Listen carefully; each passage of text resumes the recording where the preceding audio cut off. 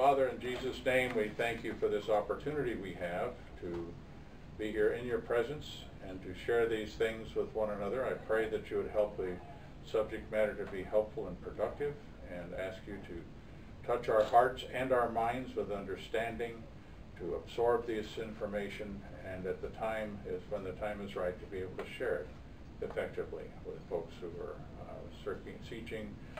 seeking or wondering or whatever in discussions we may have in order to lead people to Christ. We thank you and praise you for all that you do. In Jesus' name, amen. So now we're entering into an area of contention and objection. So we're going to just dive right in. First question we're going to deal with here, because I mean, you're sort of got your brows knotted, furrowed. Yes? No? Oh, okay. I saw that furrow. No.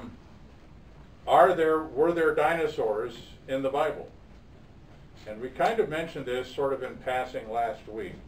But the first time that Hanin, a singular masculine noun that the King James took to be its plural, Tanim, fiat creationists have scoured the scriptures for evidence of dinosaurs in the Bible. What follows are the major references creationists use to support the idea that dinosaurs exist in the Bible. And if they existed in the Bible, by extension, people saw them, knew about them, interacted with them, were aware of them, observed them, reported them, made record of them, and so on and so forth. Not in a way to sort of prove that they existed, because they had no idea we were going to wonder later, but in a way that sort of described their surroundings when they're doing stuff. So let's do a little, I don't know, pound the Bible a little bit. Everybody who does not have a Bible? Okay, anybody? Oh, so everybody else has a Bible in one form or another? I'm the only one. Okay, you've got one there, right? Okay, bust it out, my man. And you got one on your phone? Yes, sir. All right. I don't care what translation you use, although I use the nearly infallible, the New International Version. Just kidding. It has a lot of fallibilities, but that's neither here nor there. Okay, so who's got Genesis? Let's just start and go down the list. Genesis 1:21. Then next we'll look at Exodus 7, 9, 10, and 12. So who wants to volunteer for those guys? I got 121. Okay. Why don't you go ahead and read it? We'll just kind of hammer through these unless there's some obvious questions. Okay. I'm in NLT, by the way. So. New Living Translation. Yes, sir. It's a good one. So God created great sea creatures and every living thing that scurries and swarms in the water, and every sort of bird, each producing offspring of the same kind. And God saw that it was good. Mm-hmm. And he took a break. Yeah. Okay, and who's got Exodus? Okay. Okay. Moses was 80 years old, and Aaron 83 years old when they spoke to Pharaoh. And the Lord said to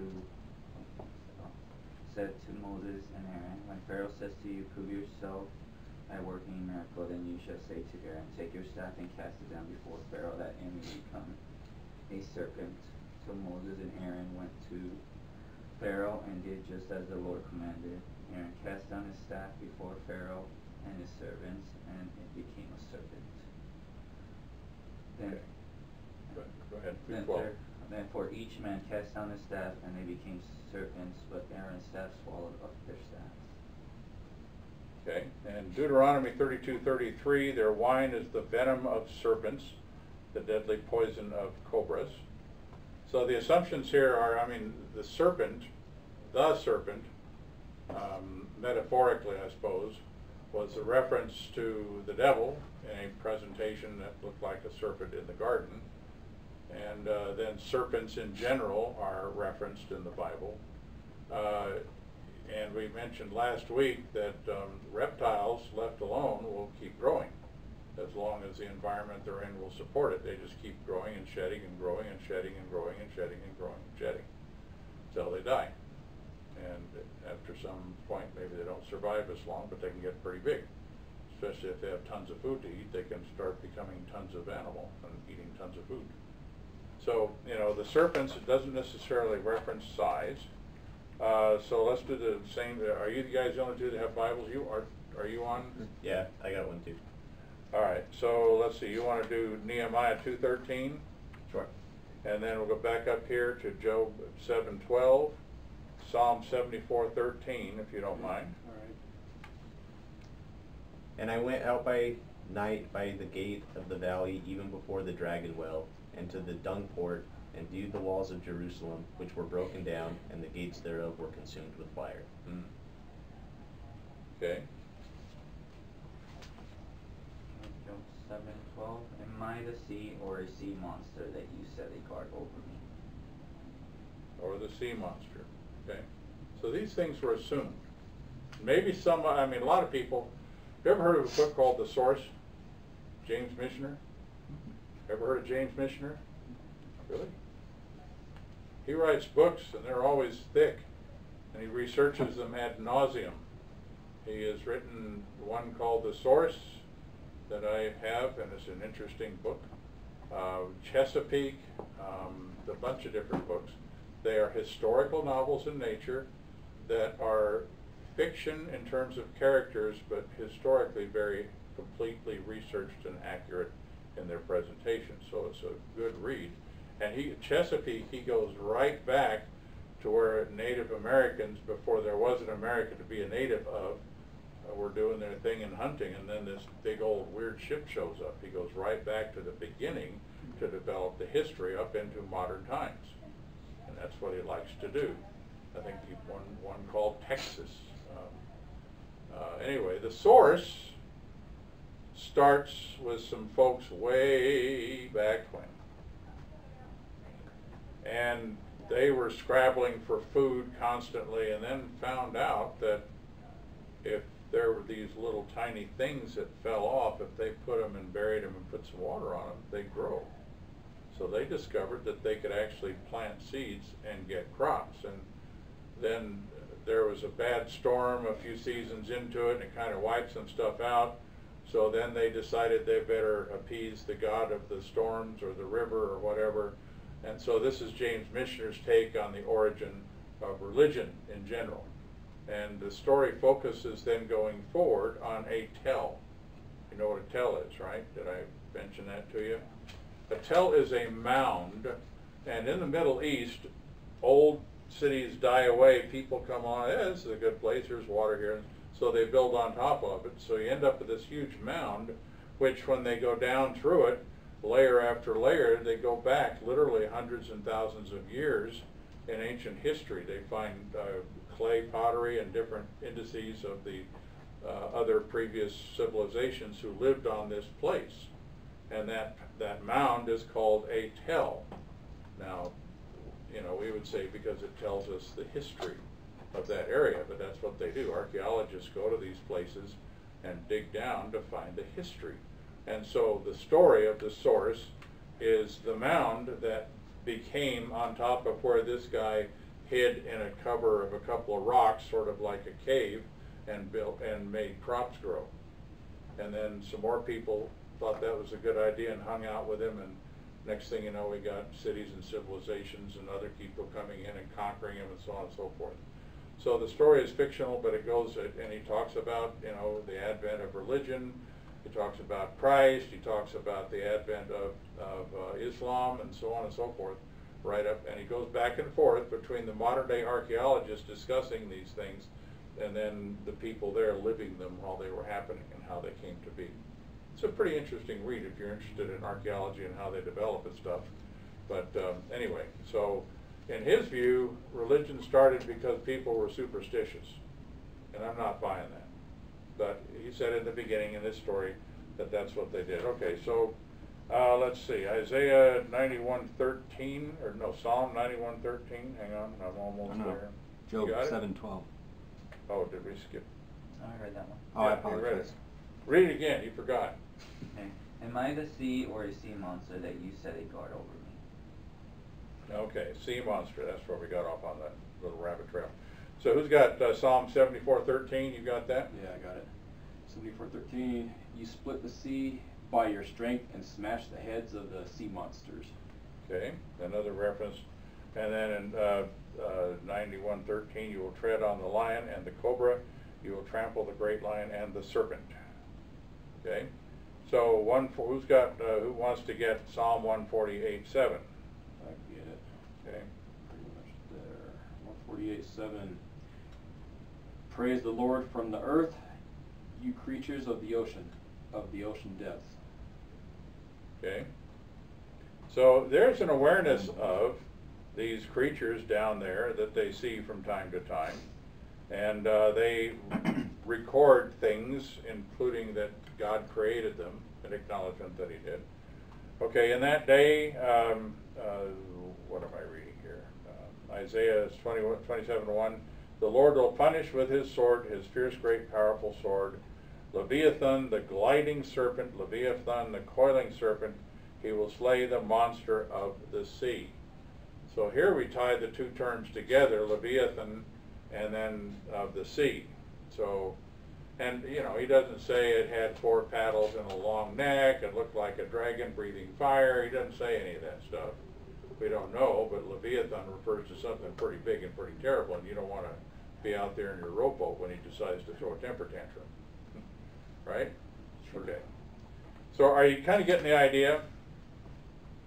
This is the so-called singular word for the various things they assume have to be doing with the serpents and other large animals of yore. Let's take a look at Job 30:29. You're in Job already? Yeah. So go to 30:29 if you don't mind. And you're in Psalms already? Yeah, I've been going back and forth, but Okay. 44:19 if you don't mind. And Isaiah 13:22. Okay.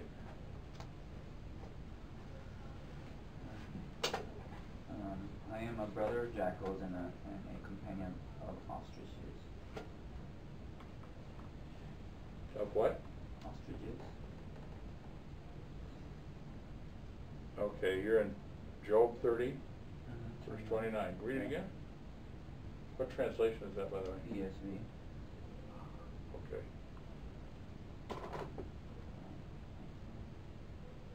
Well, KJV says, I am a brother to dragons and a companion to owls. Okay, yeah. Well, these are taken from the King James that we're talking about, so that's okay. So I guess the ESV wanted to make it easier, more believable. I'm not a big fan of the ESV, but we won't talk about that today. Down the road, maybe I'll teach hermeneutics, and I can tell you all about it. Reading the book for all it's worth, I think, or living by the book, that's what we call it. So I've taught that here before, too, and it's worthwhile. All right, Psalm 44:19. Though thou hast sore broken us in the place of dragons and covered us with the shadow of death.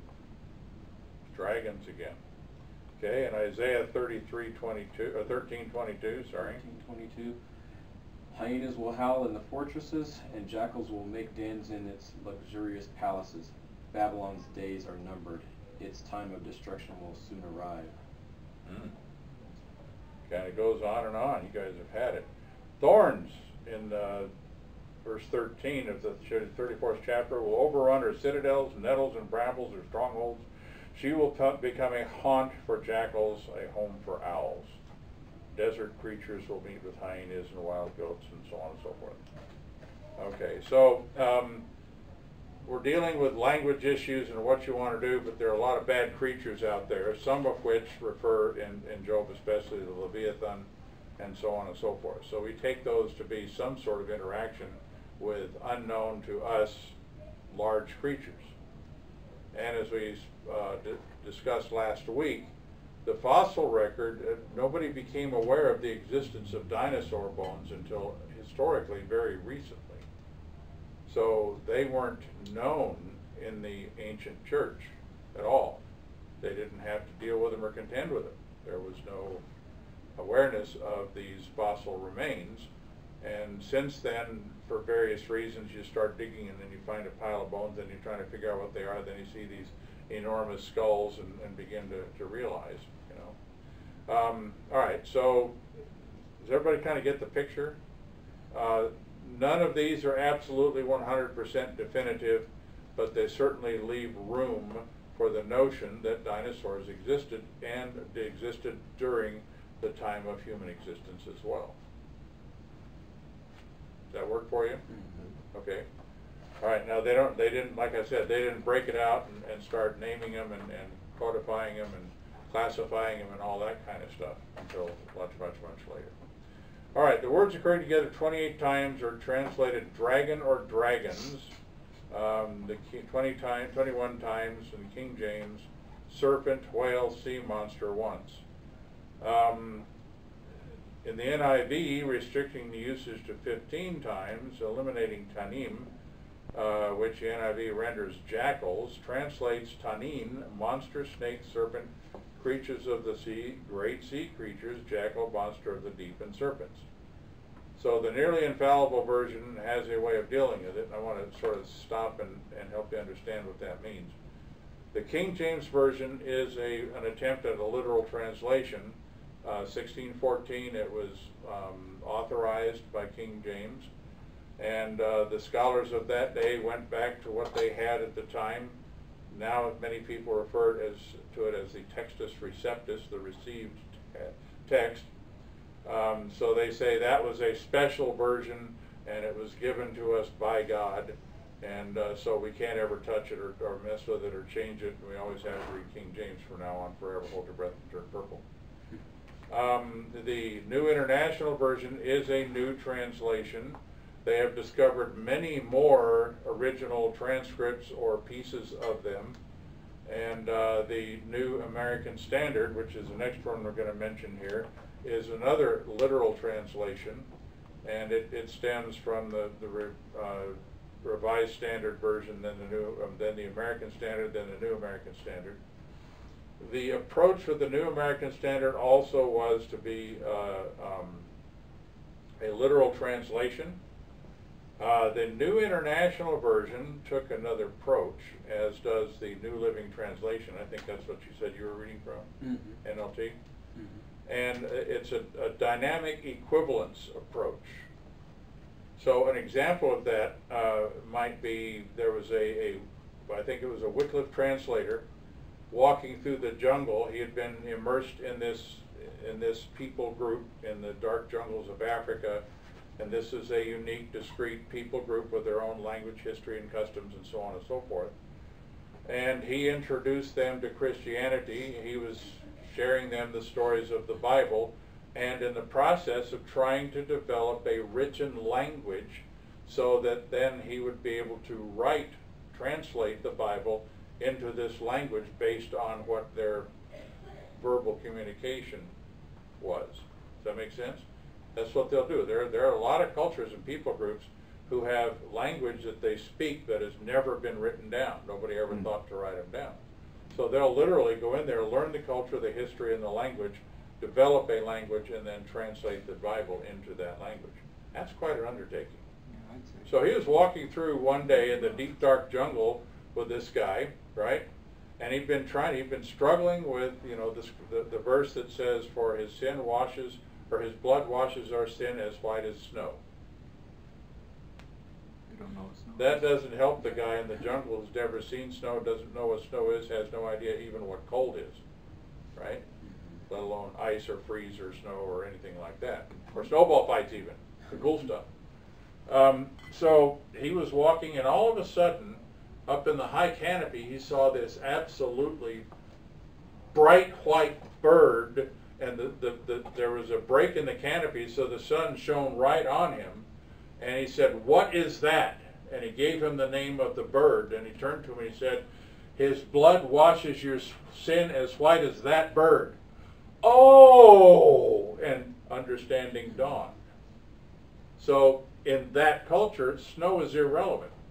But that bird is certainly dynamically equivalent to what he's trying to say. You see the point? So the NIV and the New Living Translation, not to be confused with the Living Bible, which was a paraphrase, basically use a dynamic equivalence approach. They dynamically try and identify the closest equivalent linguistically and culturally to their modern culture when they're translating from the ancient writings of ancient cultures in very different situations. And there's a lot of stuff that goes into that. And then from there you begin translating into English. So I just wanted to mention that so you're aware of it. The New American Standard finds the Hebrew word 14 times, agreeing with the NIV that tanim is the plural. It translates tanin with the N, dragon, monsters, sea monster, serpent, and serpents. All those are New American Standard. And then the ones below are right out of the American Standard, so I'm just going to kind of go through those quickly. If you have any questions, that's fine. Genesis 1:21, God created the great sea monsters and every living creature. We already read that. Job 7:12, am I the sea or the sea monster that thou dost set a guard over me? Who can stop the sea monster? See, not only God. Job 7:12, Psalm 74, 13 and 34, 13 and 14. Thou didst divide the sea by thy strength. Thou didst break the heads of the sea monsters in the waters. Thou didst crush the heads of Leviathan. Thou didst give him as food for the creatures of the wilderness. Do you remember, I mentioned it last week, I think, the Japanese fishermen brought in something that looked like it had 4 giant paddles and a short tail and a long neck, and it was partially decomposed, and they pulled it up in their fishing nets. It was in some pretty deep water, and they brought it up, and there was pictures on it. They're all over the internet and stuff. So, you know, here, on that day, the Lord will do, and he will kill the dragon. Number 6. Thou didst crush the heads of Leviathan. Thou didst give him as food for the creatures of the wilderness. So here it would appear that Leviathan could be a land creature, or it could be a sea creature in the NIV, in New American Standard. Isaiah 27:1, in that day the Lord will punish Leviathan, the fleeing serpent, with his fierce and great and mighty sword, even Leviathan, the twisted serpent. And he will kill the dragon who lives in the sea. Isaiah 51:9, awake, awake, put on strength, O arm of the Lord. Awake as in the days of old, the generations of long ago. Was it not thou who cut Rahab in pieces, who pierced the dragon? The behemoth of Job. So those are quotations from the words of Tanin and Tanim version of that Tan word. Behemoth in Job 40:15 through 24 occurs in this one. Occurs this one time in the Old Testament.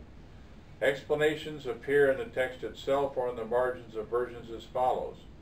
King James suggests elephant. New American Standard and NIV suggest hippopotamus. Today's English version, King James version, unknown.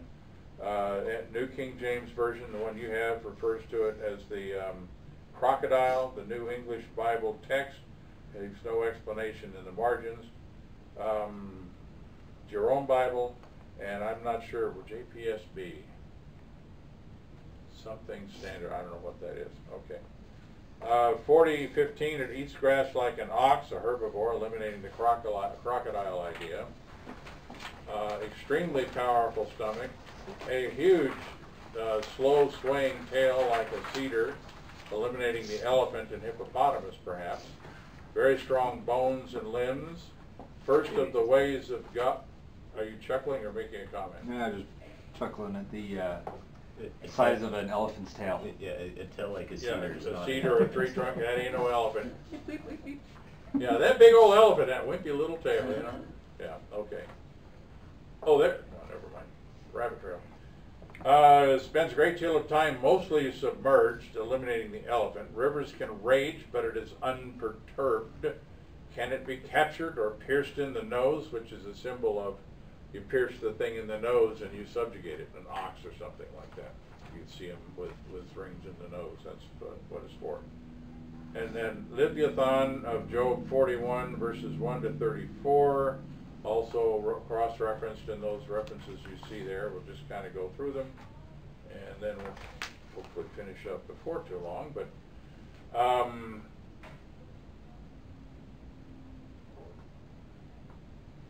I have a question about the NAS version on the other page here. It says Leviathan with a capital L. Would that indicate a name of a creature, not necessarily a type of a creature? Okay, show me what you're talking about here. Point number 7.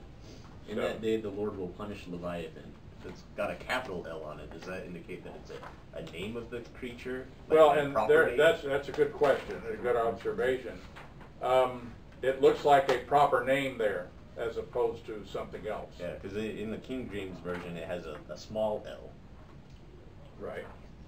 So I'm just And trying to see what a difference in that. right, and like I said, this isn't nailed down, but there are references, and Leviathan by definition is something large and rather substantial. Referencing Leviathan with a capital L is a good observation. You know what, I would have to look into that. I think it's probably being used that day. In that day, he's looking forward.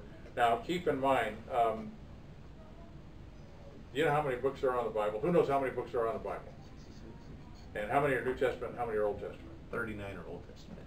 And therefore, how many is New Testament? I don't know, I don't want to do that. 27. 27. Okay. Now, consider this. I deal with this in hermeneutics, but just a quick little thing here. Isaiah. How many chapters are in Isaiah? Too many. A lot. What? 58? 66. And the first 39 chapters, interestingly, deal with God's judgment and pending doom, and bad things are going to happen for bad things you guys do and all that stuff.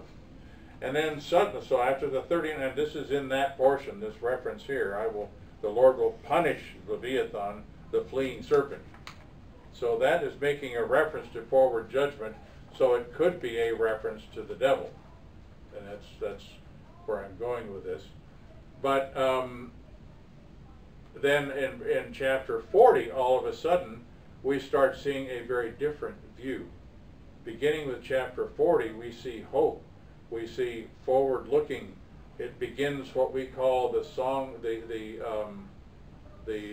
songs of the suffering serpent. Servant. Sorry. Servant. Yes. Edit that out, please. Anyway, there are several so-called songs through Isaiah that refer to the coming servant. And at first, the servant is a great liberator, and then he has to suffer, and then he comes back in judgment, and at the end you see his robes are red, and his sword flows with blood, and he crushed the heads and got rid of all the bad guys, right? So we see all the way from the beginning innocent to the middle where he does salvation and then gives himself, and at the end he comes back and is an instrument of judgment. That's the songs, the servant songs of Isaiah. I don't know there's a good book written on that, but there's a lot of reference to it in various commentaries in other areas, and it is a fascinating study. So if you ever want to just do something, you can probably Google servant songs of Isaiah and find all kinds of stuff about it. But anyway, so it's interesting that reference is from the first part, and it would appear to be looking forward to his ultimate judgment of sin and the fleeing serpent, the Leviathan. So it could be a reference to that. I mean, it could go either way. Does that make sense? Yep. Okay. Capitalization in the Old Testament. I'm going to have to look into that. All right, so let's see. Where did we get to? Oh, yeah, we were eliminating things. The rows of shields on its back, or scaly protuberances. 4 verses indicating the ability. Did we... Okay, wait a second. We did that. All right. Leviathan. Okay, so number 2, 41:1, right? We're dealing in Job. Can't be caught with a fish hook or anything else. 41:2 and so on. Hide is so tough it resists harpoons or spears. Has strong limbs, which eliminates whales, and graceful form. Mouth is rimmed with fearsome teeth. Don't get bit. Rows of shields on its back, possibly scaly protuberances. like an ankylosaur or something like that. 4 verses indicating an ability to belch fire, eliminating the crocodile, and most other land creatures we know about, or sea creatures. The strength resides in its neck, eliminating whales, possibly even crocodiles. The undersides of its flesh are jagged and sharp, eliminating whales. Totally submersible, leaves a wake in the water in chapter 41, verses 31 and 32. So there's a lot of description here about the Leviathan, which is somewhat different and at variance with the Leviathan, a somewhat different reference. And there appear to be a lot of things that would certainly, I mean, scales. I'm trying to think of a mammal that even has scales. Armadillo? Thank you. I knew there was one or two. So armadillos or something like that, but they're not giant sea creatures and they don't bash ships and things like that. So this describes something that certainly is not part of our normal experience in the world today. Does that make sense? Mm-hmm. Okay. All right. Note that most conservative commentators believe the events in the book of Job date back to the patriarchal period. Now that's a reference to when the fathers led, the fathers of the tribes of Israel. This means Job probably lived within a generation or two of Abraham. If the biblical chronologies are, so Abraham was the father of Abraham, Isaac, and Jacob, or it became Israel, right? The 12 tribes of Israel then. So within a generation or two of Abraham was probably when he lived and when he wrote what he wrote. This means Job, if the biblical chronologies are correct and taken in their straightforward sense, Shem, Noah's son, and Abraham lived at the same time. If dinosaurs were on the ark, and we'll talk about that in a minute, and some of them lived for a brief time after the flood, it would be natural for a description of them to find its way into this old story. Finally, we should note that numerous animals are not mentioned in the Bible, such as armadillos. There you go. All right. Tigers, gnus, zebras, kangaroos, and so on. The number would actually be in the tens of thousands of species not mentioned in the Bible. Even if all of the above dinosaur, quote, proof texts, unquote, turn out to be faulty, it does nothing to damage the overall model. And proof text is another term we talk about in hermeneutics. Anybody, do you know what proof texting is or what that phrase means? Isolating a verse. You take a verse out of context and to prove something. And when you talk to Jehovah's Witnesses or to Mormons, a lot of times they will be going through and talking about some things, so they'll read this 3 or 4 verses, and they will prove to you beyond a shadow of a doubt that the church after the time of the apostles was fallen, apostate, right? How many are LDS or former LDS here? Anybody? Okay, so that's probably what you were taught, correct? Okay.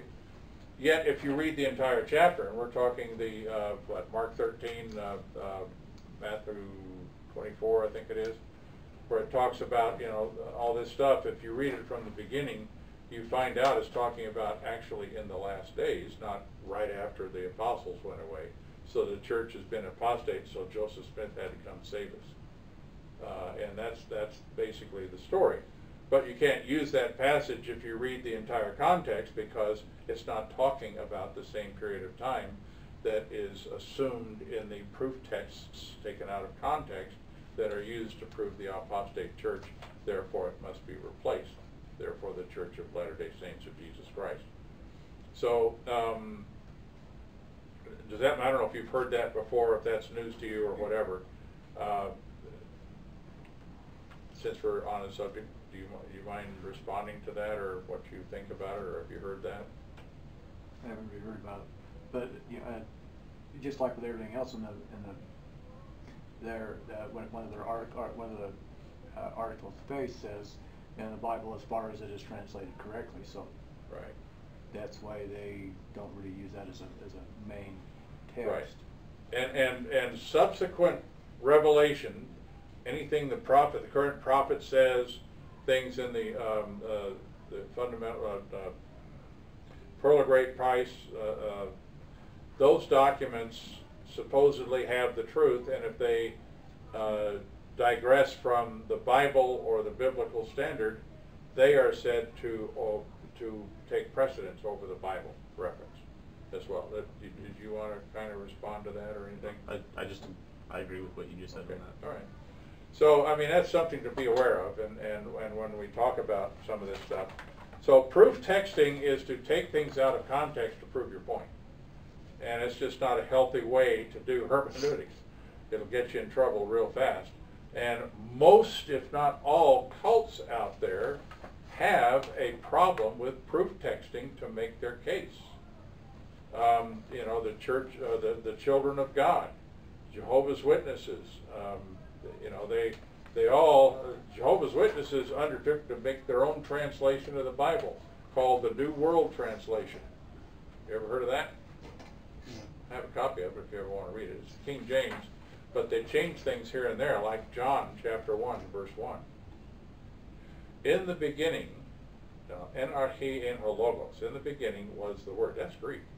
So it flows right with the Greek. In the beginning, arche means beginning or first things. Ein was the whole logos, word, right? Written word, not rhema, spoken word. And the word logos proston totheon, the word was toward or with God, and theon ein ho logos. No, that's not right. Anyway, and God was the Word, or it says, in the beginning was the Word was God, and the Word was with God, and the Word was God, in the typical translation now. In the New World Translation, it says, in the beginning was the Word, and the Word was with God, and the Word was a God, small g. Now, their justification for this, and by the way, if you actually have a copy of it, look at it, every translation of the Bible will have a list of the scholars and stuff involved with it and their area, usually with their area of expertise, like Old Testament or New Testament or major prophets, minor prophets, or the wisdom or whatever. There is no such list. You can't find who translated this thing. The founder of the Jehovah's Witnesses was a high school dropout, just for the record. Not that that means anything one way or the other, but it's just worth noting. So didn't have a lot of experience with what we would call a scholarly approach to things, figuring out what stuff means. And so, because there is no direct article, the first in the beginning was the Word, ho, logos. Ho is an article that precedes the word itself. So there's only one logos, it is assumed, the Word. And the Word was with God, and God was the Word. Theon ein ho logos. So theon in that last one does not have a the in front of it. So they said, aha, Jesus was a God, not the God. That's the basis of their thinking, because it didn't have an article. The problem with that is, in Greek, it is what is known as an inflected language. I'm not going to bore you with the details, but the way you spell a word can tell you exactly what it is. An article, you can have a noun that is an object, or you can have a noun that is a subject, just by how you spell it. And therefore, you can put that word anywhere in the sentence, it doesn't matter, because of the way it's spelled, it will always be the subject. So you can say, Johnny pulled a red wagon. You could say, a red wagon Johnny pulled, emphasizing the red wagon, but Johnny's still the subject and the wagon is still the object. Now in our language, English, we don't change the spelling of Johnny and red wagon. But in the Greek, they would have a different spelling depending on how it is used in the sentence, in the thought. Does that make sense? So they screwed it up. They proof texted and tried to do it with Greek and screwed it up. So just for the record. All right. Job probably lived the same generation. Shem, Noah's son, Abraham lived at the same time. Dinosaurs were on the ark. Some of them lived for a brief time after the flood. We got to be careful for proof texts, but there is something to think about here. It's food for thought. Okay, so what does that mean for us? Did dinosaurs and human beings live at the same time? Now there are several things. Fiat creationists, and we're taking that position for our present reference, and we've already discussed the differences between different kinds of creationists. Believe that dinosaurs and human beings lived at the same time. The above scriptures are taken as biblical evidence of the fact, together with a straightforward reading of Genesis 1, where human beings were created on day 6 of creation week, with all other animals already brought into existence by divine fiat a day or two earlier. Are human fossils found? Does that make sense? Mm-hmm. Means the dinosaurs died off really quick. What? They got laid off? Is that what you said? They died off really quick. Their labor union wasn't very effective. Humans weren't with them, right? Laid off. Okay. Okay. Are human fossils found together with dinosaurs? Yes.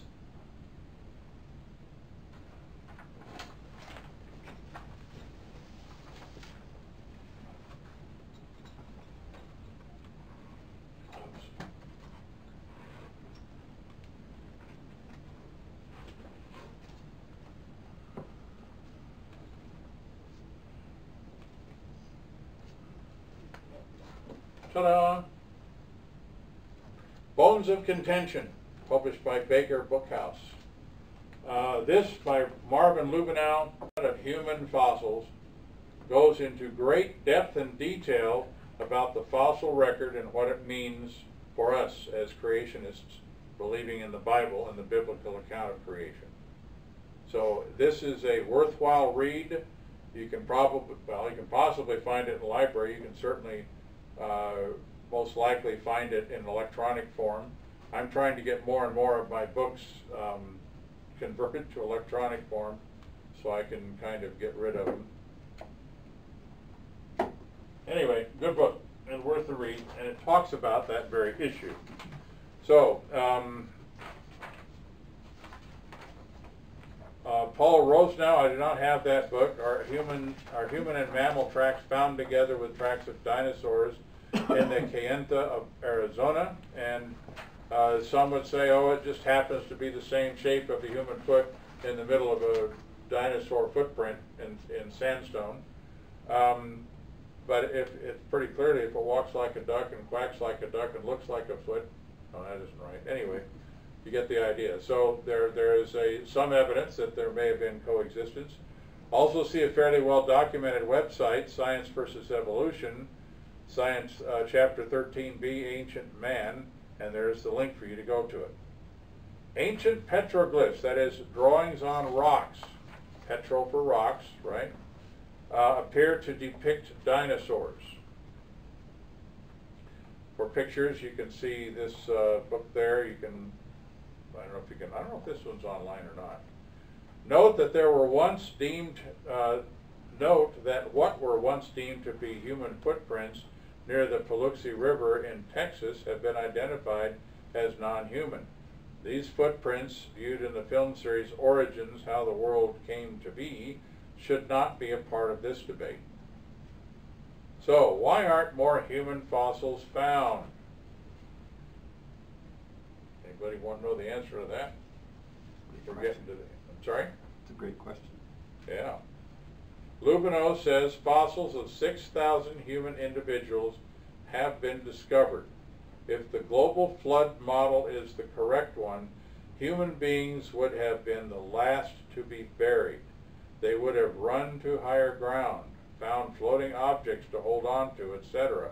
If evolution is true, on the other hand, there should be human fossils by the tens of millions. So that's another problem for scientists to deal with. We talked about the amount of cosmic dust on the moon. There's not much of it. Instead of feet, there were inches. You'd think with all the cosmic dust out there, it would be a lot more. So, these sorts of things fly in the face of what evolutionists want us to understand and believe. All right, so any questions about anything we've talked about thus far today or in these previous sessions?